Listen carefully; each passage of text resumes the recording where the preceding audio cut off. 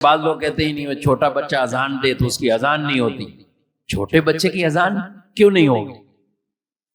اذان اگر عمر میں کوئی بظاہر چھوٹا ہے لیکن بچہ ہے، نابالغ ہے سمجھدار، اس کو پتہ ہے کہ یہ اذان ہے، یہ اس لیے دی جاتی ہے کہ لوگ نماز کے لیے آئیں، اس کے یہ کلمات ہیں، اذان کے بعد جماعت ہے.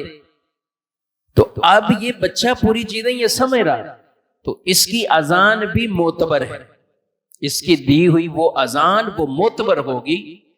اور اگر وہ درست اذان دینا جانتا ہے یہ ضروری ہے. ایسا نہیں کہ اسے اذان کے کلمات درست نہ آتے ہوں، مخارج درست نہ ہو.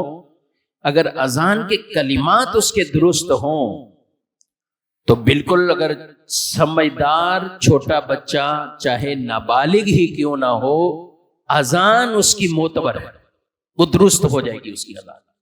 ہاں، امامت کی شرائط میں سے بالغ ہونا ہے کہ امام وہ بن سکتا ہے کہ جو بچہ بلوغت کی عمر کو پہنچا، اگر بالغ ہو چکا ہے اور اس کے پیچھے پھر بالغ افراد بھی نماز پڑھ سکتے ہیں.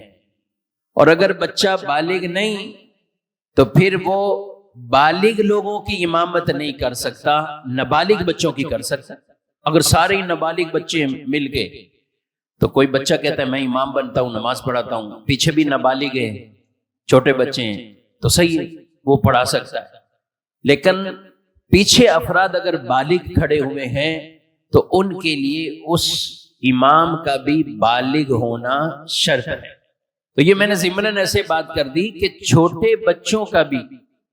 تو جب حضرت علی رضی اللہ تعالیٰ عنہ آپ کا ایمان لانا یہ 10 سال کی عمر میں، تو یہ معتبر ہے.